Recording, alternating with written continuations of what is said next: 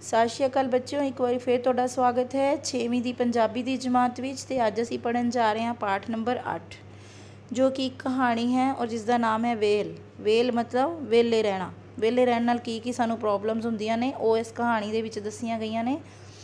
ਅਤੇ ਇਹ ਕਹਾਣੀ ਲਿਖੀ ਅਵਤਾਰ ਸਿੰਘ ਸੰਧੂ ਨੇ, ਔਰ ਉਸਨੇ ਵਿਹਲੇ ਰਹਿਣ ਕਾਰਨ ਜੋ ਸਮੱਸਿਆ ਸਾਨੂੰ ਆਉਂਦੀ ਹੈ ਉਸ ਬਾਰੇ ਸਾਨੂੰ ਜੋ ਹੈ ਦੱਸਿਆ ਹੈ। ਤੇ ਆਓ ਅਸੀਂ ਕਹਾਣੀ ਪੜ੍ਹੀਏ ਤੇ ਨਾਲ ਨਾਲ ਇਸ ਦੀ ਵਿਆਖਿਆ ਨੂੰ ਸਮਝੀਏ। ਰਾਜਾ ਜੋ ਹੈ, ਇੱਕ ਰਾਜਾ ਸੀ, ਉਹ ਬੜਾ ਪਰੇਸ਼ਾਨ ਸੀ ਕਿਉਂਕਿ ਉਸਦੀ ਇੱਕੋ ਇੱਕ ਕੁੜੀ ਸੀ, ਯਾਨੀ ਕਿ ਇੱਕ ਰਾਜਕੁਮਾਰੀ ਸੀ ਇਕਲੌਤੀ। ਔਰ ਉਸਨੂੰ ਨਾ ਤਾਂ ਕਈ ਦਿਨਾਂ ਤੋਂ ਭੁੱਖ ਲੱਗਦੀ ਸੀ ਅਤੇ ਨਾ ਹੀ ਨੀਂਦ ਆਉਂਦੀ ਸੀ।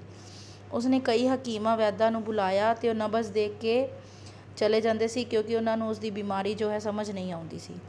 ਰਾਜਕੁਮਾਰੀ ਲਈ ਕਈ ਤਰ੍ਹਾਂ ਦੇ ਪਕਵਾਨ ਵੀ ਬਣਾਏ ਜਾਂਦੇ ਸੀ, ਪਰ ਉਸਦੀ ਤਾਂ ਭੁੱਖ ਹੀ ਮਰ ਗਈ ਸੀ। ਉਸਨੂੰ ਭੁੱਖ ਹੀ ਨਹੀਂ ਸੀ ਲੱਗਦੀ। ਉਹ ਸਾਰੀ ਰਾਤ ਮਹਿਲ ਦੇ ਅੰਦਰ ਬੈਠੀ ਰਹਿੰਦੀ ਸੀ, ਪਰ ਉਸਨੂੰ ਨੀਂਦ ਨਹੀਂ ਆਉਂਦੀ ਸੀ।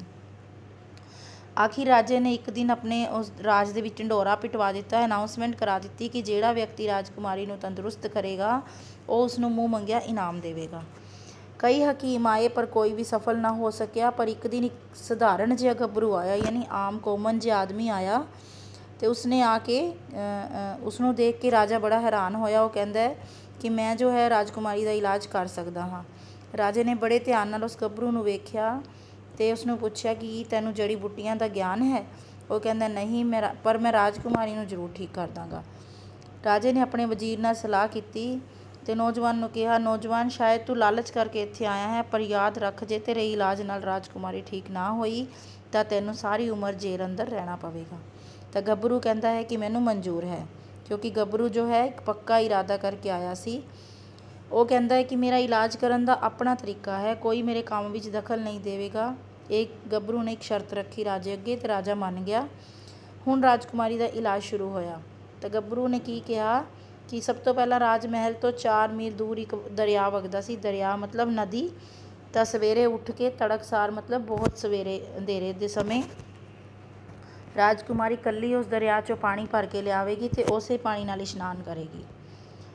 ਤਾਂ ਪਹਿਲਾਂ ਤਾਂ ਰਾਜਕੁਮਾਰੀ ਨੇ ਨਾ ਨੂੰ ਕੀਤੀ ਕਿ ਮੈਂ ਨਹੀਂ ਜਾਂਦੀ, ਪਰ ਬਾਅਦ ਵਿੱਚ ਉਹ ਮੰਨ ਗਈ। ਅਤੇ ਰਾਜਕੁਮਾਰੀ ਕਦੇ ਮਹਿਲਾਂ ਵਿੱਚੋਂ ਇਕੱਲੀ ਨਹੀਂ ਸੀ ਨਿਕਲੀ, ਕਿਉਂਕਿ ਉਹ ਜਦੋਂ ਵੀ ਜਾਂਦੀ ਸੀ ਬੱਗੀ ਵਿੱਚ ਬੈਠ ਕੇ ਜਾਂਦੀ ਸੀ ਅਤੇ ਉਸ ਦੇ ਨਾਲ ਦਾਸ ਦਾਸੀਆਂ ਵੀ ਜਾਂਦੀ ਸੀ। ਤੁਸੀਂ ਵੇਖਿਆ ਹੀ ਹੈ ਰਾਣੀਆਂ ਕਿਵੇਂ ਮਤਲਬ ਉਸ ਦੇ ਉੱਪਰ ਬੈਠ ਕੇ ਜਾਂਦੀਆਂ ਨੇ। ਤਾਂ ਰਾਜਕੁਮਾਰੀ ਪੈਦਲ ਦਰਿਆ ਤੱਕ ਗਈ ਅਤੇ ਪਾਣੀ ਦੀ ਗਾਗਰ ਭਰ ਕੇ ਲਿਆਈ। ਗਾਗਰ ਤੁਹਾਨੂੰ ਪਤਾ ਹੀ ਹੈ, ਮਟਕਾ ਘੜਾ ਭਰ ਕੇ ਲਿਆਈ ਅਤੇ ਆ ਕੇ ਉਸ ਨਾਲ ਇਸ਼ਨਾਨ ਕੀਤਾ। ਹੁਣ ਰਾਜਕੁਮਾਰੀ, ਉਸਨੇ ਕਿਹਾ ਗੱਭਰੂ ਨੇ ਕਿ ਹੁਣ ਰਾਜਕੁਮਾਰੀ ਆਪ ਚੱਕੀ ਚਲਾਏਗੀ, ਆਟਾ ਪੀਸੇਗੀ ਅਤੇ ਰੋਟੀ ਤਿਆਰ ਕਰੇਗੀ। ਤਾਂ ਰਾਣੀ ਕਹਿੰਦੀ ਹੈ ਕਿ ਰਾਜਕੁਮਾਰੀ ਨੇ ਕਦੇ ਰੋਟੀ ਨਹੀਂ ਪਕਾਈ। ਤਾਂ ਗੱਭਰੂ ਕਹਿੰਦਾ ਚਲੋ ਠੀਕ ਹੈ, ਰਾਜਕੁਮਾਰੀ ਕਣਕ ਪੀਸ ਲਵੇ ਅਤੇ ਰੋਟੀ ਤੁਸੀਂ ਬਣਾ ਦੇਣਾ। ਰਾਜਕੁਮਾਰੀ ਜੋ ਹੈ ਚੱਕੀ ਚਲਾ ਕੇ ਆਟਾ ਤਿਆਰ ਕਰਦੀ ਹੈ। ਉਸਦੇ ਹੱਥਾਂ 'ਤੇ ਛਾਲੇ ਪੈ ਜਾਂਦੇ ਹਨ, ਕਿਉਂਕਿ ਉਸਨੇ ਕਦੇ ਕੰਮ ਹੀ ਨਹੀਂ ਸੀ ਕੀਤਾ ਹੱਥਾਂ ਨਾਲ। ਵਿਹਲੇ ਰਹਿਣ ਕਰਕੇ ਨਾ ਤਾਂ ਉਸਨੂੰ ਭੁੱਖ ਲੱਗਦੀ ਸੀ ਅਤੇ ਨਾ ਹੀ ਨੀਂਦ ਆਉਂਦੀ ਸੀ, ਕਿਉਂਕਿ ਸਾਰਾ ਕੰਮ ਤਾਂ ਮਹਿਲਾਂ ਦੇ ਵਿੱਚ ਤੁਹਾਨੂੰ ਪਤਾ ਨੌਕਰ ਚਾਕਰ ਕਰਦੇ ਨੇ। ਰਾਜਕੁਮਾਰੀ ਨੇ ਆਟਾ ਤਿਆਰ ਕਰ ਦਿੱਤਾ। ਰਾਣੀ ਨੇ ਆਟਾ ਗੁੰਨਿਆ ਅਤੇ ਰੋਟੀਆਂ ਪਕਾ ਦਿੱਤੀਆਂ। ਜਦੋਂ ਰੋਟੀ ਤਿਆਰ ਹੋਈ ਤਾਂ ਉਸਨੇ ਦਾਸੀ ਨੂੰ ਆਵਾਜ਼ ਲਗਾਈ ਕਿ ਉਹਨੂੰ ਰਾਜਕੁਮਾਰੀ ਨੂੰ ਬੁਲਾ ਲਓ, ਖਾਣਾ ਤਿਆਰ ਹੈ। ਦਾਸੀ ਜਦੋਂ ਮਹਿਲ ਦੇ ਅੰਦਰ ਗਈ ਤਾਂ ਉਹ ਹੈਰਾਨ ਹੋ ਗਈ, ਕਿਉਂਕਿ ਰਾਜਕੁਮਾਰੀ ਜੋ ਹੈ ਪਲੰਗ ਦੇ ਉੱਤੇ ਸੁੱਤੀ ਪਈ ਸੀ। ਉਹ ਆ ਕੇ ਮਹਾਰਾਣੀ ਨੂੰ ਦੱਸਦੀ ਹੈ ਕਿ ਰਾਜਕੁਮਾਰੀ ਪਲੰਗ 'ਤੇ ਸੁੱਤੀ ਪਈ ਹੈ। ਤਾਂ ਰਾਣੀ ਮਹਿਲ ਵੱਲ ਦੌੜ ਕੇ ਜਾਂਦੀ ਹੈ, ਕਿਉਂਕਿ ਇੰਨੇ ਨੂੰ ਰਾਜਾ ਵੀ ਮਹਿਲ ਵਿੱਚ ਪਹੁੰਚ ਜਾਂਦਾ। ਰਾਜਾ ਵੀ ਹੈਰਾਨ ਸੀ, ਇੰਨੇ ਨੂੰ ਗੱਭਰੂ ਵੀ ਆ ਜਾਂਦਾ ਹੈ, ਕਿਉਂਕਿ ਇਹ ਖਬਰ ਸੁਣ ਕੇ ਉਹ ਹੈਰਾਨ ਹੋ ਗਏ ਸੀ ਕਿ ਰਾਜਕੁਮਾਰੀ ਸੁੱਤੀ ਪਈ ਹੈ। ਰਾਜਕੁਮਾਰੀ ਨੂੰ ਕੋਈ ਬਿਮਾਰੀ ਨਹੀਂ ਸੀ। ਗੱਭਰੂ ਦੱਸਦਾ ਹੈ ਕਿ ਰਾਜਕੁਮਾਰੀ ਨੂੰ ਕੋਈ ਬਿਮਾਰੀ ਨਹੀਂ ਸੀ। ਵਿਹਲੇ ਰਹਿਣਾ ਹੀ ਸਾਰੇ ਰੋਗਾਂ ਦੀ ਮਾਂ ਹੈ। ਰਾਜਕੁਮਾਰੀ ਦਾ ਸਾਰਾ ਕੰਮ ਨੌਕਰ ਕਰਦੇ ਸੀ। ਕੰਮ ਨਾ ਕਰਨ ਕਰਕੇ ਉਸਦਾ ਜੋ ਸਰੀਰ ਹੈ ਉਸਨੂੰ ਥਕਾਵਟ ਨਹੀਂ ਹੁੰਦੀ ਸੀ, ਅਤੇ ਇਸੇ ਕਰਕੇ ਉਸਨੂੰ ਨੀਂਦ ਨਹੀਂ ਆਉਂਦੀ ਸੀ। ਨੀਂਦ ਨਾ ਆਉਣ ਕਰਕੇ ਉਸਦੀ ਭੁੱਖ ਵੀ ਮਰ ਗਈ ਸੀ। ਅੱਜ ਸਵੇਰੇ ਇਹ ਜੋ ਹੈ ਰਾਜਕੁਮਾਰੀ ਦਰਿਆ ਤੱਕ ਪੈਦਲ ਗਈ, ਪਾਣੀ ਭਰ ਕੇ ਲਿਆਈ, ਅਤੇ ਇਸ ਤਰ੍ਹਾਂ ਉਸਦਾ ਜੋ ਸਰੀਰ ਸੀ, ਉਸਦੀ ਜੋ ਮਤਲਬ ਬਲੱਡ ਸਰਕੂਲੇਸ਼ਨ ਜਿਹਨੂੰ ਅਸੀਂ ਕਹਿੰਦੇ ਹਾਂ, ਉਹ ਤੇਜ਼ ਹੋ ਗਿਆ, ਸਰੀਰ ਹਰਕਤ ਵਿੱਚ ਆ ਗਿਆ। ਅਤੇ ਜਦੋਂ ਉਸਨੇ ਆਟਾ ਚਲਾ ਕੇ ਉਸ ਚੱਕੀ ਚਲਾ ਕੇ ਆਟਾ ਤਿਆਰ ਕੀਤਾ ਤਾਂ ਉਸਦਾ ਸਰੀਰ ਹੋਰ ਵੀ ਜ਼ਿਆਦਾ ਥੱਕ ਗਿਆ। ਅਤੇ ਹੁਣ ਰਾਜਕੁਮਾਰੀ ਨੂੰ ਜਗਾਓ, ਇਸਨੂੰ ਭੁੱਖ ਵੀ ਲੱਗ ਗਈ ਹੋਏਗੀ। ਤਾਂ ਰਾਣੀ ਜੋ ਹੈ ਉਹ ਰਾਜਕੁਮਾਰੀ ਨੂੰ ਉਠਾਉਂਦੀ ਹੈ, ਬੇਟਾ ਉੱਠੋ, ਪਰ ਰਾਜਕੁਮਾਰੀ ਘੂਕ ਸੁੱਤੀ ਰਹੀ। ਰਾਣੀ ਨੇ ਹੋਰ ਅੱਗੇ ਹੋ ਕੇ ਉਸਨੂੰ ਹਿਲਾਇਆ ਅਤੇ ਉਠਾਇਆ ਤਾਂ ਉਹ ਕਹਿੰਦੀ ਹੈ, ਮਾਤਾ ਮੇਰਾ ਭੁੱਖ ਨਾਲ ਬੁਰਾ ਹਾਲ ਹੈ, ਖਾਣਾ ਤਿਆਰ ਹੋ ਗਿਆ ਤਾਂ ਮੈਨੂੰ ਦੇ ਦਿਓ। ਮਤਲਬ ਰਾਣੀ ਨੂੰ ਯਕੀਨ ਹੀ ਨਹੀਂ ਹੁੰਦਾ ਕਿ ਉਸਦੀ ਧੀ ਜੋ ਹੈ ਰਾਜਕੁਮਾਰੀ ਜੋ ਹੈ ਉਹ ਸੋ ਵੀ ਗਈ ਅਤੇ ਉਸਨੂੰ ਭੁੱਖ ਵੀ ਲੱਗ ਗਈ। ਤਾਂ ਗੱਭਰੂ ਦੱਸਦਾ ਹੈ ਕਿ ਮਹਾਰਾਜ ਜੋ ਲੋਕ ਵਿਹਲੇ ਰਹਿੰਦੇ ਹਨ ਉਹਨਾਂ ਨੂੰ 36 ਬਿਮਾਰੀਆਂ ਆ ਘੇਰਦੀਆਂ ਹਨ। ਸਖਤ ਮਿਹਨਤ ਕਰਨ ਵਾਲੇ ਹਮੇਸ਼ਾ ਤੰਦਰੁਸਤ ਰਹਿੰਦੇ ਹਨ। ਇਸ ਕਰਕੇ ਰਾਜਕੁਮਾਰੀ ਨੂੰ ਵੀ ਹੱਥੀਂ ਕੰਮ ਕਰਨ ਦੀ ਆਦਤ ਪਾਓ। ਵੇਲ ਸਾਡੇ ਸਰੀਰ ਨੂੰ ਨਕਾਰਾ ਬਣਾ ਦਿੰਦੀ ਹੈ। ਫਿਰ ਰਾਜਾ ਕਹਿੰਦਾ ਹੈ ਕਿ ਨੌਜਵਾਨ ਤੂੰ ਬਿਲਕੁਲ ਠੀਕ ਆਖਿਆ ਹੈ। ਇਸ ਪਾਸੇ ਕਿਸੇ ਦਾ ਧਿਆਨ ਹੀ ਨਹੀਂ ਗਿਆ।